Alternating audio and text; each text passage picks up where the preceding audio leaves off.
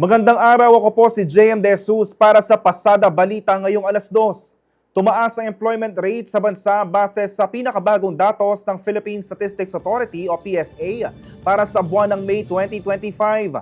Ayon sa PSA, ang employment rate ngayong May 2025 ay umabot na sa 96.1%, mas mataas kumpara sa 95.9% na naitala noong April 2025 at May 2024. Umabot sa 50.29 million ang bilang ng mga Pilipinong may trabaho ngayong taon. Mas mataas ito kumpara sa 48.87 million noong May 2024 at 48.67 million noong April 2025. Samantala, bumaba naman ang unemployment rate sa 3.9% itong May 2025 mula sa 4.1% na naitala noong parehong buwan noong nakaraang taon at itong April 2025.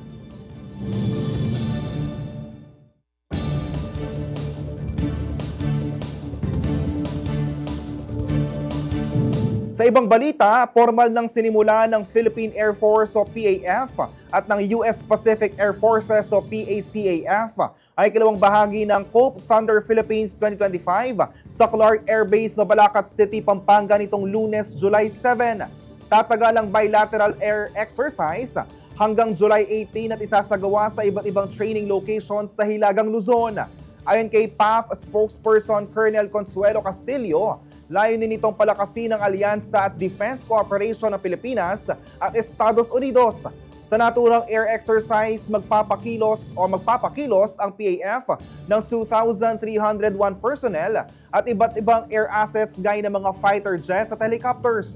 Magdadala naman ang PACAF ng 225 personnel at F-35 fighter aircraft. Bahagi ng CTPH ang subject matter expert exchanges at field training exercises sa mga itinalagang military training areas sa Hilagang Luzon. Inaasahang mapapahusay nito ang operational tactics at joint mission capabilities ng dalawang bansa. Matatanda ang unang isinagawa ng Pilipinas at Amerika ang unang bahagi na naturang aktibidad noong April 7, 2025.